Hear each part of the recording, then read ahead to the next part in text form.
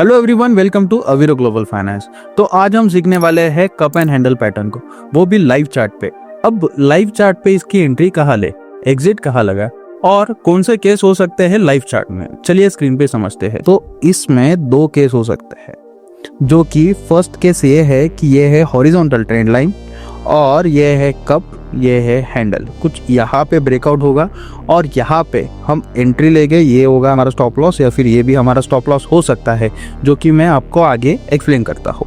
And then 1:1, 1:2 target हो सकता है। ये है केस 1। अब केस 2 में कैसा करें?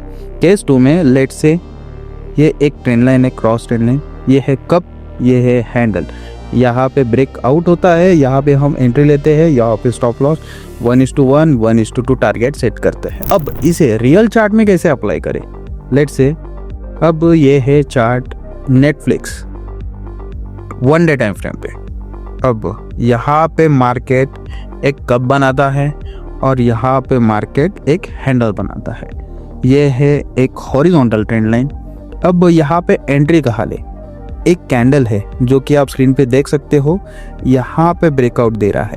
अब इसके टॉप पे हम बाय कर सकते हैं, यानी कि मार्केट क्लोज होने का हम वेट करेंगे एंड देन नेक्स्ट डे हम एंट्री लेंगे, जो कि कैंडल का हाई होगा। अब कैंडल के हाई पे हम बाय करते हैं और वहाँ का प्राइस है लेट्स से 40 रुपीज़ के अराउंड। अब हम स्टॉप लॉस कहाँ लगाए? स्टॉप लॉस हम लगाएंगे हैंडल के लो पे, कुछ यहाँ पे इस जोन में, और यहाँ का प्राइस है $30 के आसपास। $40 पे हमने बाय किया, $30 पे हमने स्टॉप लॉस लगाया, एंट्री। अब यहाँ पे टारगेट कैसा सेट करें? जितना एंट्री एंड स्टॉप लॉस का डिफरेंस होगा उतना ही हमारा टारगेट होगा, यानी कि 10 पॉइंट का इन दोनों का डिफरेंस है, तो हम हमारा टारगेट रखेंगे 50 पे। अब 50 कहाँ है? 50 यहाँ है। अब 50 पे होगा हमारा टारगेट। कुछ यहाँ पे इस तरह से मार्केट ऊपर जाता है, हमारा टारगेट हिट होता है। लेकिन ये हो गया फर्स्ट केस। अब मैं आपको इस ट्रेड को हाई कन्विक्शन कैसा बनाएं, लो रिस्क कैसे बनाएं और लो रिस्क में हाई रिवॉर्ड कैसे गेन करें। अब यहाँ पे आप चाहो तो इस जोन पे मार्केट सस्टेन करता है।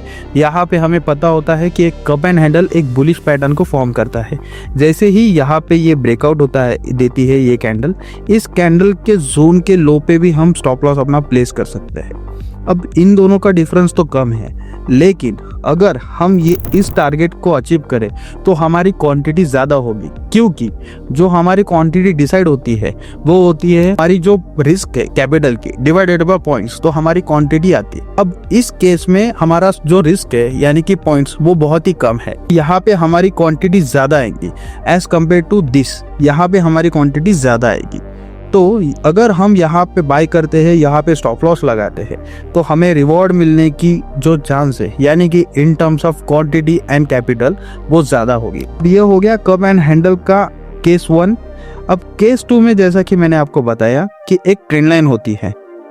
लेट्स से यहाँ पे देखिए आप, यहाँ पे एक केस 2 है, ये एक ट्रेंड लाइन बन रही है, यहाँ पे ब्रेकआउट होता है।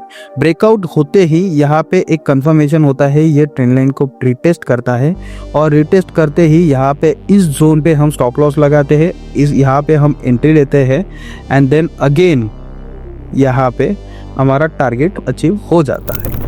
अब ये हो गया case 1 and case 2।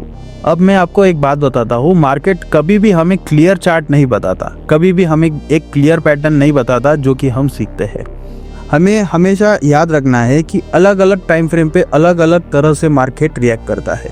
15 minute time frame पे कुछ अलग तरीके से रिएक्ट करेगा, 1 डे टाइम फ्रेम पे कुछ अलग तरीके से रिएक्ट करेगा एंड 1 आवर टाइम फ्रेम पे कुछ अलग तरीके से रिएक्ट करेगा। अगर आपको इंट्राडे करना है तो आपको 15 मिनट या फिर 30 मिनट का यूज़ करना चाहिए। अगर आपको 1 आवर या फिर 3 आवर का टाइम फ्रेम यूज़ करना है तो स्विंग के लिए आप जा सकते हो 1 डे 1 वीक फॉर पोजिशनल। अब ये कोई मेरी रिकमेंडेशन नहीं है, ये जो वीडियो बनाया जा रहा है वो सिर्फ एजुकेशन पर्पस के लिए बनाया जा रहा है। आप अपना ओन रिसर्च करके इन्वेस्ट या फिर ट्रेड कर सकते हो। आई होप आपको ये रॉ वीडियो पसंद आया होगा। अगर आपका कोई डाउट है then let us know in the comment section.